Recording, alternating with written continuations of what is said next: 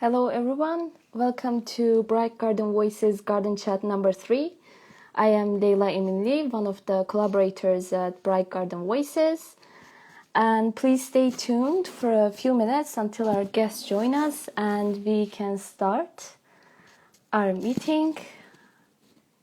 Our guests to join.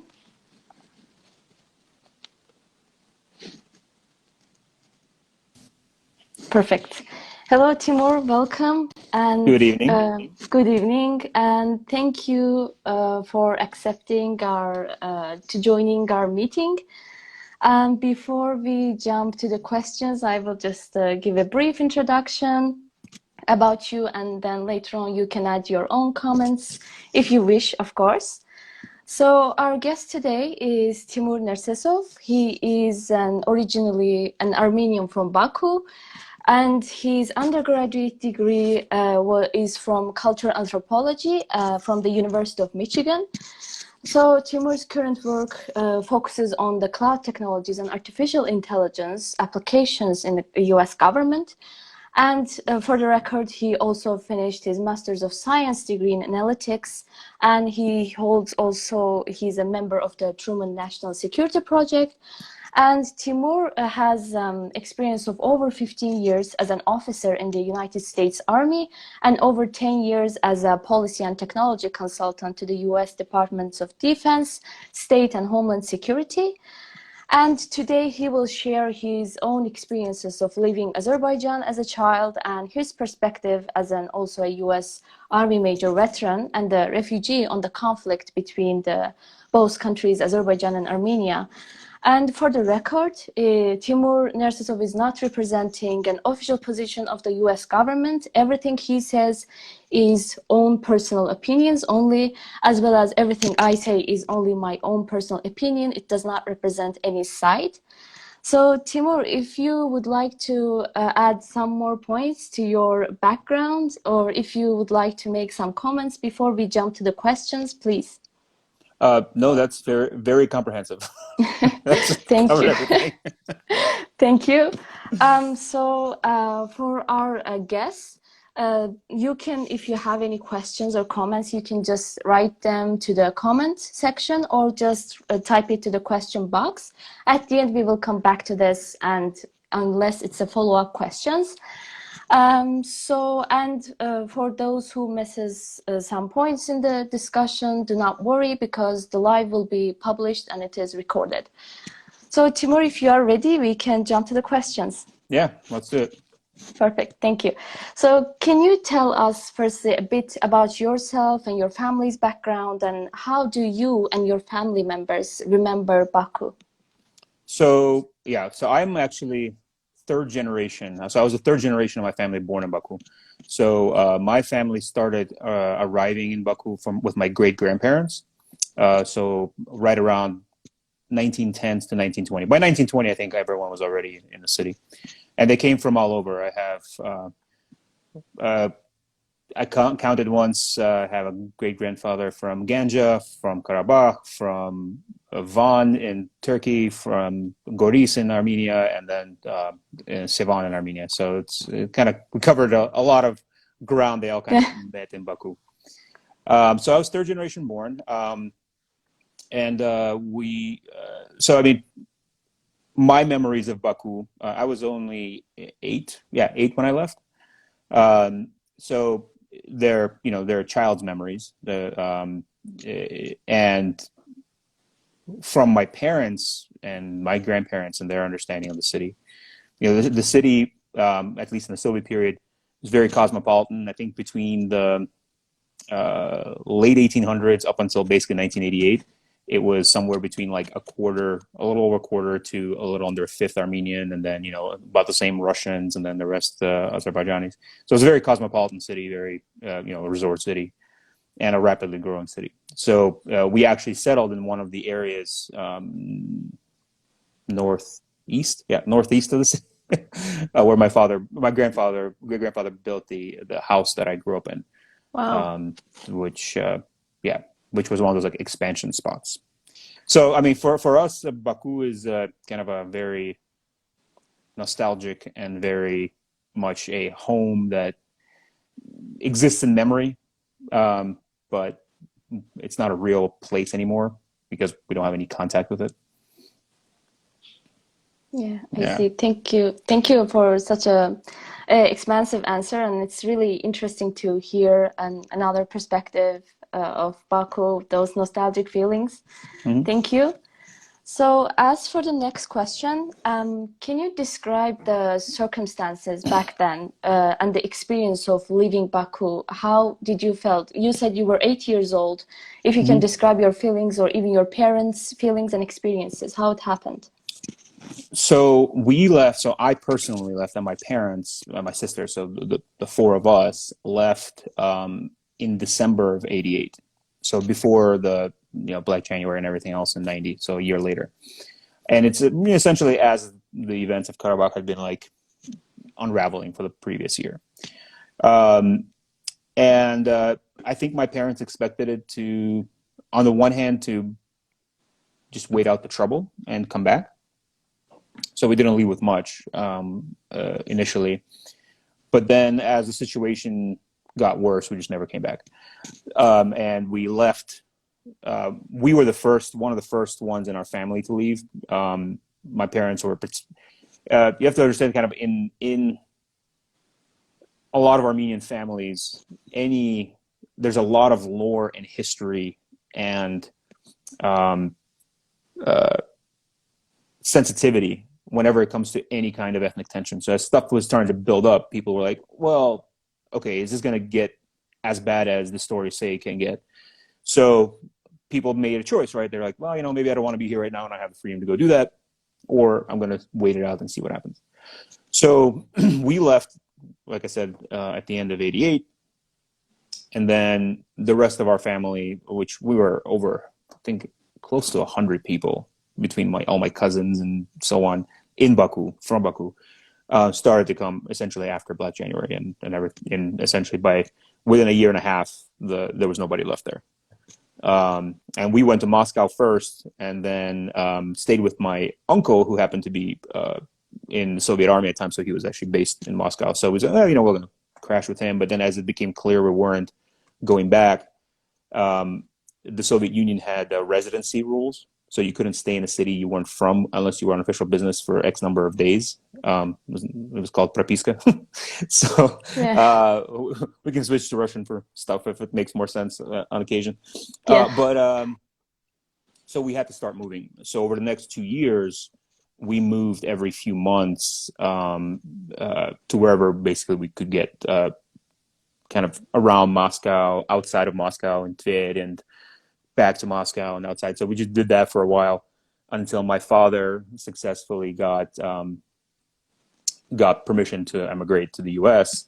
and he applied to 3 different places. He and 3 friends, well, the three friends, my father and his 2 friends, each applied to Spain, Israel, and the U.S. We got the U.S. One of them got Spain, the other one got Israel. So we all went to the wind. And then we ended up in Los Angeles in the U.S. Good. Thank you. That's a really interesting story, I would say. It must have been challenging, moving one's place, one's home. It's always difficult and challenging.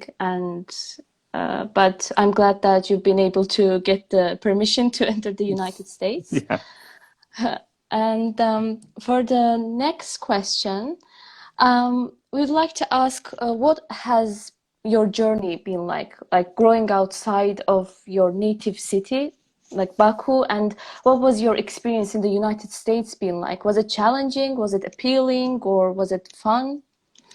I mean, yeah, once we were in the U.S., after the first 2-3 years when, language, both of my parents were engineers in Baku, right? They were educated. And so it took, as soon as they got language down and had their degrees recognized in the U.S., they could kind of normalize in the U.S. And so after the first 3-4 years of doing the whole refugee welfare thing in the U.S., while we kind of figuring things out, we essentially became a normal American suburban family and moved out of Los Angeles and moved around the country for work. So it's funny because until I left Baku, and I like to say this, people like me, so my generation, who were born in big cities, especially cosmopolitan cities like Baku, like, you know, if you look at Yerevan or Tbilisi versus Baku, Baku was the most diverse of all of them in terms of just identity and who was there. I was not very conscious of the fact that I was Armenian. Like, it wasn't a big item. You know, I spoke Russian at home. I didn't speak Armenian at home. And even today, my Armenian is atrocious. And even though I wasn't mixed or anything, I was becoming, like, my generation, maybe the generation of my children, had the Soviet Union existed, we would have been the first true kind of Soviet generation, right? People who had no living memory of a time before the Soviet Union, and even the people that were telling them stories about the time before were also 1 or 2 generations removed, right? So we would have no frame of reference. So when we moved, and all of a sudden we're in LA now, you know, well, first 2 years in Russia, and that didn't really have any effect. You're just kind of, I think I moved 5 times in first grade alone, you know, just between every 2 months, like, oh, nope, I have to move now. And living in random places. So in LA, I started to become very aware that I was Armenian. And so then my consciousness of it changed a little bit. How do I describe it? It was clear that you were part of the diaspora now, right? Like, there was an identity of being an Armenian outside of the homeland that was in its own and established, right? It's multi-generation old here too. It's not like there was not one wave. There are Armenians in the U.S., the diaspora in the U.S., France, Argentina, and Russia. I mean, it's, you know, 150 years old at this point, or close, you know, well, maybe not that much, between 100 and 150 years old. So there are people who are Armenians who were born in the U.S. who are 4th, 5th generation Americans, but are all, you know, but they still maintain their Armenian identity. So now it became like being the Armenian from Baku didn't matter anymore, because there weren't that many of us to begin with.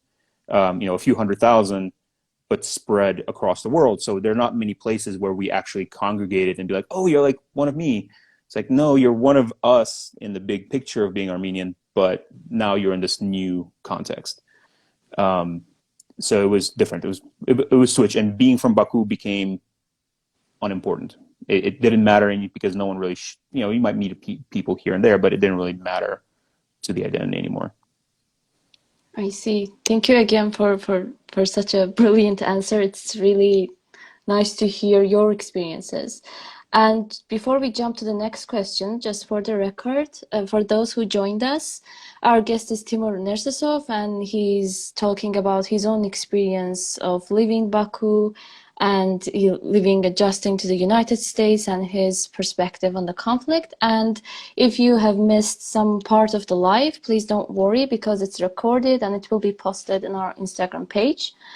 So now for the next question. Actually, you kind of answered to this question, because our next question is your and your family's background from Baku still a big part of your identity? But you touched on that topic, actually, and you answered it. But if you would like to add something more, please.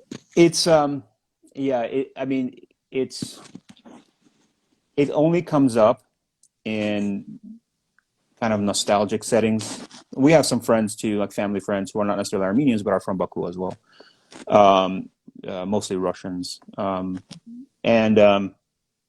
So there's some sense of you're from the same place, but I will say it's like, it's almost like a dream world. It's a different world that is completely inaccessible and doesn't exist anymore, right? The Baku of the late 80s and the mixture and of the population, the people there, is just not the same city, as far as I know, that it is today.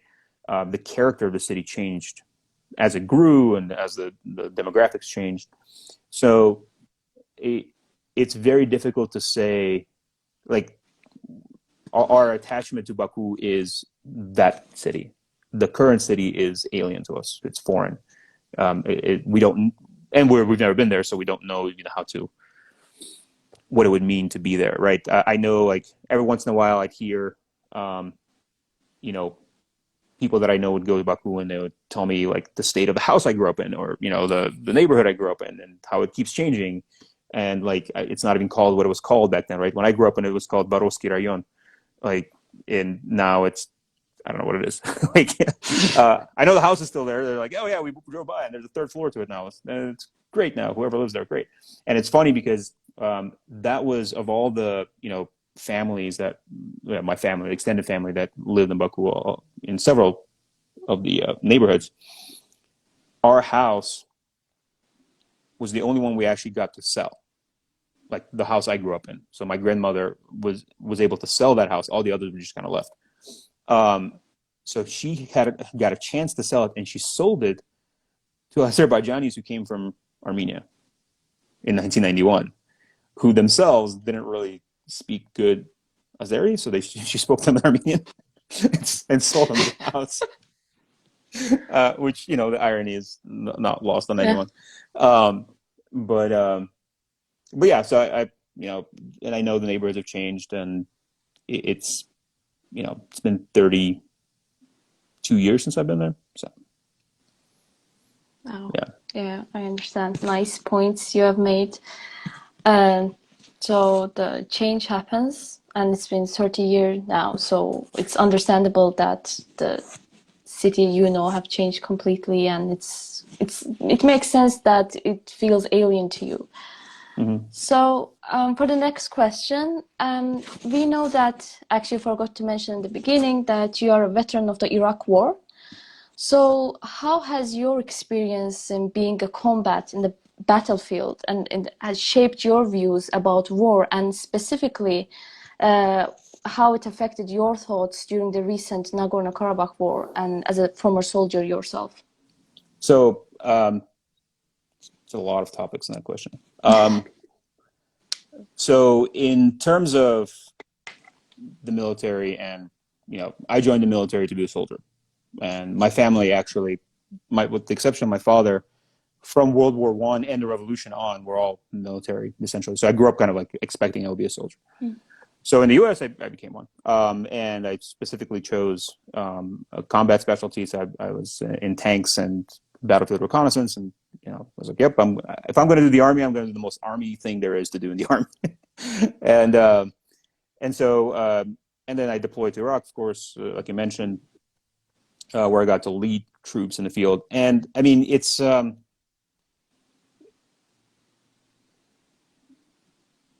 war is a thing that is a tool. It is used to get results. Force works. It has, you know, all of history. So I don't really have a very strong opinion on war per se, like on the idea of war. I have very strong opinions on how it's waged, right? Why you do it, how you do it, when you do it. But the fact that it exists is okay. It's always been there. And so you always have to have a class within every society that is able to do it, because and to function as soldiers, because if you don't, the people that do will tend to win. So that's the general, very simple logic of it. So when the war kicked off last year, number one, it was predictable. If you follow at all any, you know, international security and global issues, when you see certain trend lines and investments in armaments and alliances shifting and different power bases shifting, you can start predicting and saying, you know, I don't know 100% that's going to happen, but it's more likely now than it was, let's say, 5 years ago. So when the war kicked off, although it was a surprise, it wasn't actually that surprising to me. Like, it was like, oh, well, makes sense.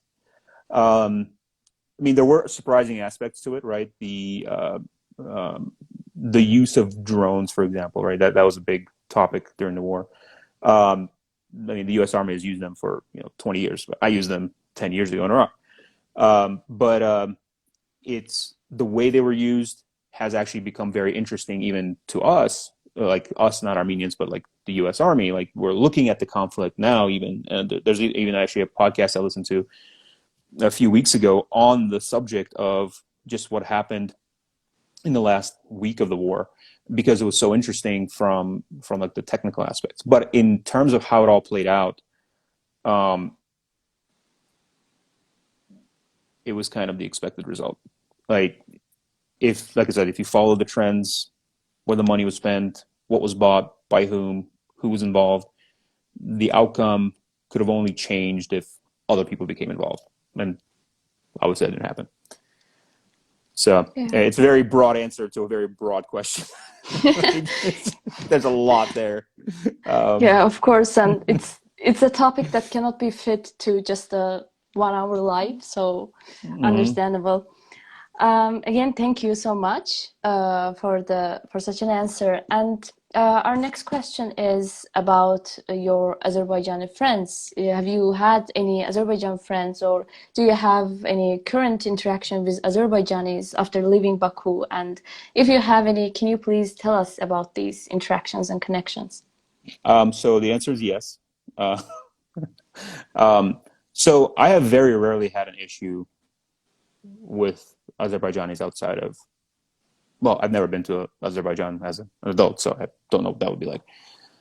But with a very few, very specific exceptions, I've had a couple of unpleasant encounters. I still to this day have close friends who are Azerbaijanis. There were Azerbaijanis at my wedding. That was very Armenian. I used to have a lady when I lived in New York years ago. My landlord was an Azerbaijani lady from Baku, and got along great with her. Met her sons, and so in reality, here in the U.S. And broadly, like I have Turkish friends, Kurdish friends, close friends.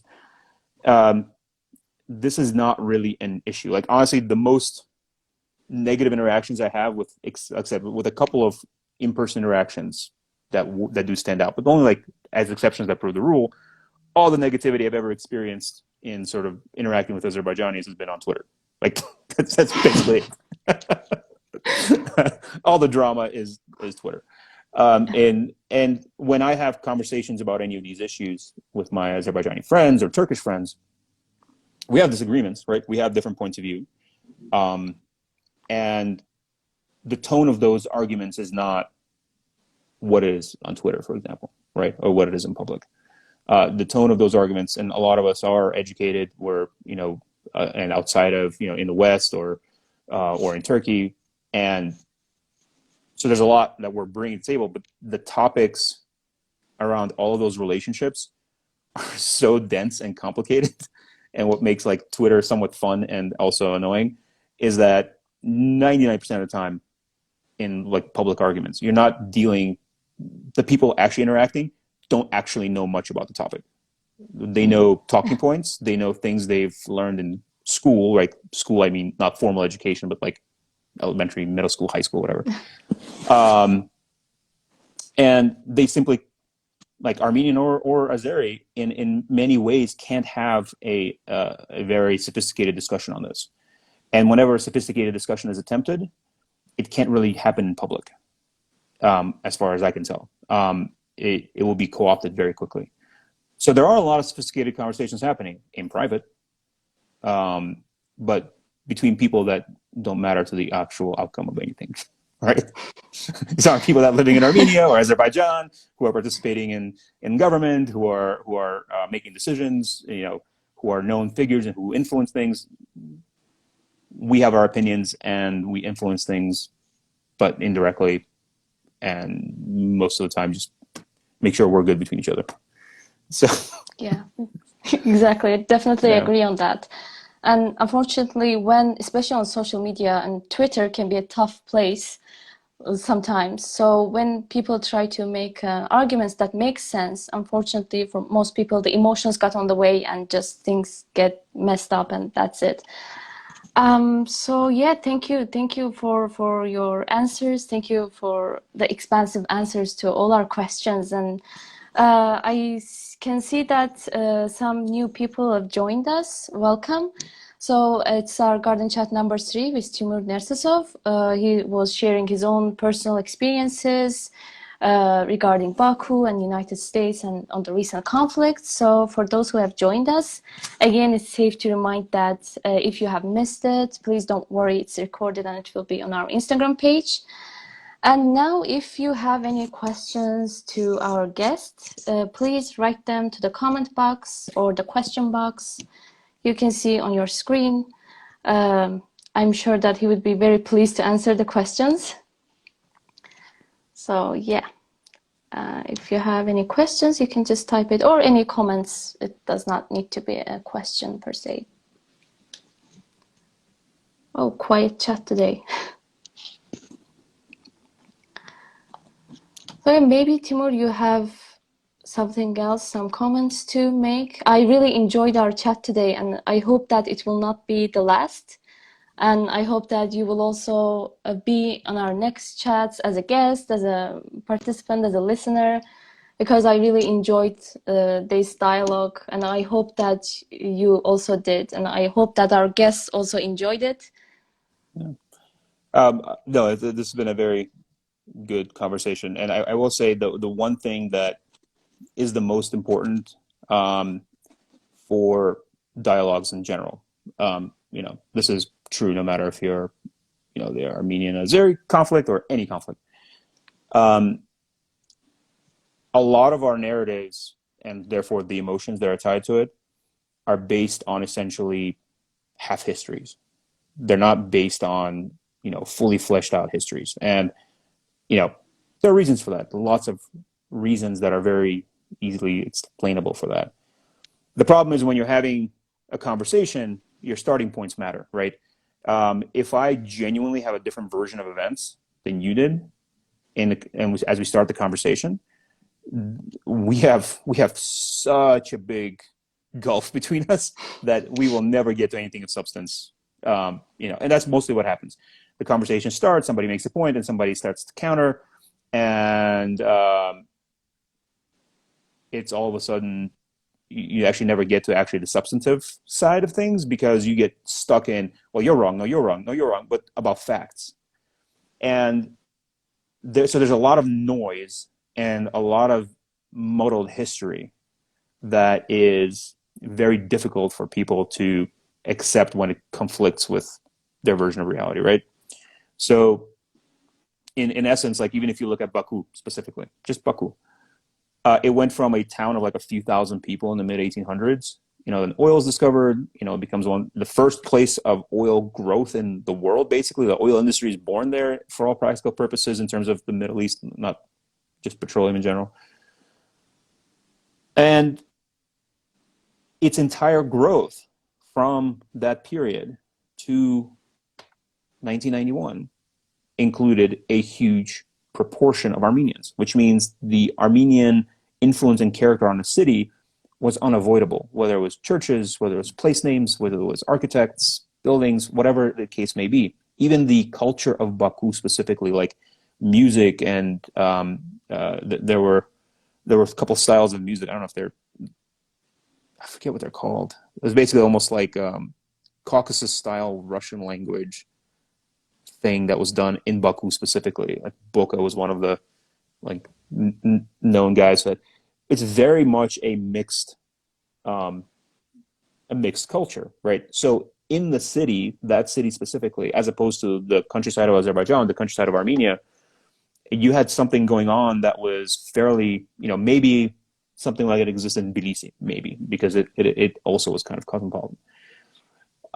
And the fact that over the previous 100 years, what we've actually done in the Caucasus in general is sort ourselves out. Meaning, you look at the Caucasus, beginning of the Russian Empire, so right when Russia shows up, people are kind of spread out. There are Azerbaijanis like this, and Armenians like this, and Georgians like this, and like all the others in between, and it's a mixture. And then we spent 100 years concentrating, and all of a sudden pretending like those places were always pure when they weren't.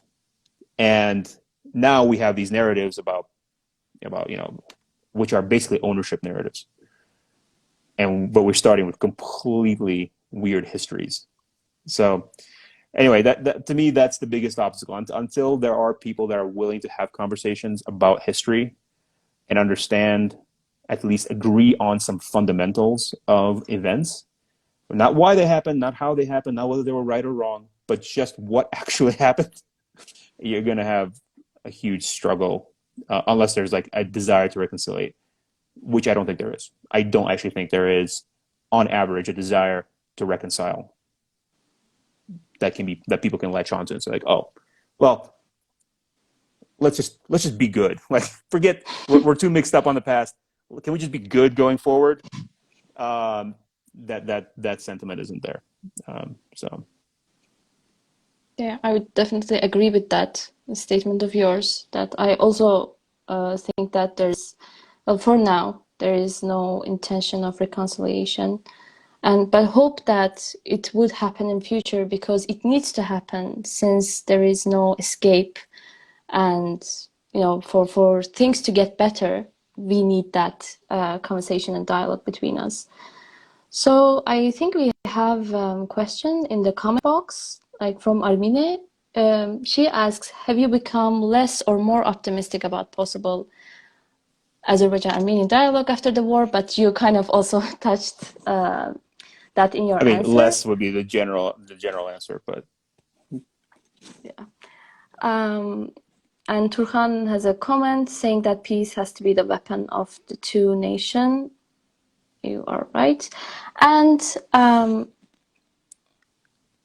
we have a question box, and the question, it's from Arnold. Someone called Armenia asked if he's more or less. Yes, we touched upon on that question. So we can still receive a few more questions if you have any, because I think the duration. One comment is that someone's writing a question. Oh. I don't see any more questions on the question box. It's just only Arnold's comment. And but why I can't see the questions? Unfortunately, I can't see the question. I only see Arnold's comment, and that's it. Yes, it's from Diego. He's one of the co-directors of the Bright Garden Voices. So he asked, do you have any childhood friends from Baku? He also... yes, actually, the short answer is yes. But they're basically my the children of my parents' friends, the kids I grew up with, but none of them live in Azerbaijan. So we all left, and some of them aren't Armenian, but they left at the same time. Nobody really wanted to be a party of what was going on. Yeah, I understand. So also Andrea has a question. She is also one of the collaborators at Bright Garden Voices. So she asks, although we see war throughout history, we can agree it creates damage, pain, and suffering. And what kind of advice would you give younger generations about war? And what kind of advice would you give to prevent the spread of hate during a war and post-war? So, all right. So here's my opinion on war in general. You can't avoid it. There's not going to be a time when it doesn't exist. So long as there is even if there is one global government, right? Not many countries, forget 190, but let's say even fewer. When there is an opportunity to get a policy outcome and war becomes a cheaper option for whatever reason, there is nothing to stop a state from using it, right? So if you think about the United Nations, for example, right, post-World War II, was supposed to bring people together to prevent war, blah, blah. Really, the main job was to prevent nuclear war. The charter says a lot, but its real job was to give the nuclear powers a place to vent and agree on things. Wars still happened aplenty in post that period, but they were capped at seriousness. There was a level beyond which they couldn't go because there was this organization that absorbed those types of disagreements. So you have to recognize that given the opportunity, given the resources, a state will consider war as an option. And if they have support, if they have, or innate power, right, they can do it and not be stopped. So in essence, the only way to prevent war is to stop them when they start. And the belligerents aren't going to be the people that are stopping it. It has to be a external pressure that stops them, because there's just too much usefulness in a war that you win. So preventing the war, it's war in general, I think is kind of a fool's errand. You have to understand like global politics basically to be okay with understanding like how these things play out. Hate, on the other hand, though, is a completely different question. And you know, the spreading of hate, the spreading of all of that is a choice. None of that is natural.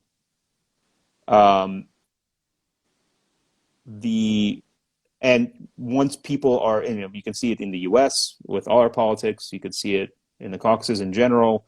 You can see it in Turkey. You can see it in plenty of places. Hate speech and hate like has to be drummed up. It has to have energy behind it and resources behind it. It doesn't happen just because, which means that it can be stopped. It can be called out. It can be basically attacked in and of itself, right? This is like on Twitter in particular is kind of the entertaining part when people start the conversations and you clearly know like exactly the talking points they're about to present, and you know exactly where those talking points are coming from. You can very quickly figure out what the, you know, what story is being pushed, that this person is not coming up with this based on their own thoughts and analysis. I mean, they're parroting essentially something they heard. And frankly, on something as complicated as multinational relations and history, most people have not a lick of background to have like an intelligent discussion about it and contribute something new without studying it. Like you just can't. You just don't know the things that you need to know to have that conversation. So when they start jumping in and start throwing facts out, you're like, oh, okay, well, I know the depth of your knowledge here is not going to be very deep, so I can just to see how belligerent you are. Maybe I'll participate for entertainment or not. So hate can be done something about. It is a choice. War is a choice too, but there's a lot of utility in it, and you're not going to get around that one. Oh, thank you. Thank you for the detailed answer. We have one more question from the question box. If we can't avoid war, what is the point of conflict resolution, dialogue, negotiations, etc. then? I didn't say, yeah, so I don't want to make the impression that you can't avoid war. You can definitely avoid war if you do the conflict resolution, if you do the de-escalation. But every party involved, either one has to believe that that is a better choice, and two, if they don't believe it, have someone more powerful than them making them do it, right? So it's the problem is that it's not that you can't avoid war, is that war has utility. It has a usefulness. It has a cost and a usefulness. And so there's conflict resolution. And, you know, not to make, like, oversimplify it, I'm oversimplifying for the purpose of argument here. It's some kind of like economics. You do the thing that's cheaper. And if it's cheaper for you to prosecute a war because of the value you get out of it, and you have the ability to do it, it becomes a very compelling and thing that you might want to do. Whereas conflict resolution, you know, dialogue, negotiation, etc., like the question says, takes a lot of energy and time, and the cost of war has to be high for conflict resolution to be the better option, unless people have like a moral belief about it. The problem is not many peoples on Earth have an actual moral belief about preferring negotiation to a fight if a fight is cheaper. The problem, of course, with war, you know, it's once you start it, it can get out of hand. And so it can become way more expensive in the long run, but you don't know that when you start. And sometimes it is the cheaper option. So the only thing we can do is basically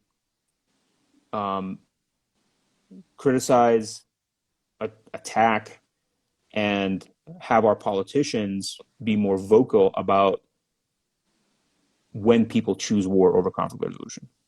Because again, the people choosing it have a utility to it. Yeah, I see. Thank you once again for the perfect answer. And I can more questions in the question box and also in the comment section. If you have further questions, please do ask. And again, for those who joined us, this was Bright Garden Voices Garden Chat number 3 with Timur Nersesov. If you have missed the previous parts of the chat, please don't worry, because it is recorded and it will be posted on our Instagram page. And seems that there are no questions. So once again, Timur, thank you very much. Thank you immensely for joining us. Thank you for your time and such a great dialogue. I really enjoyed it, listening to you, to your answers. It was informative for me as well. And I hope also it was informative and interesting to listen to for our guests. And thanks for those who joined us.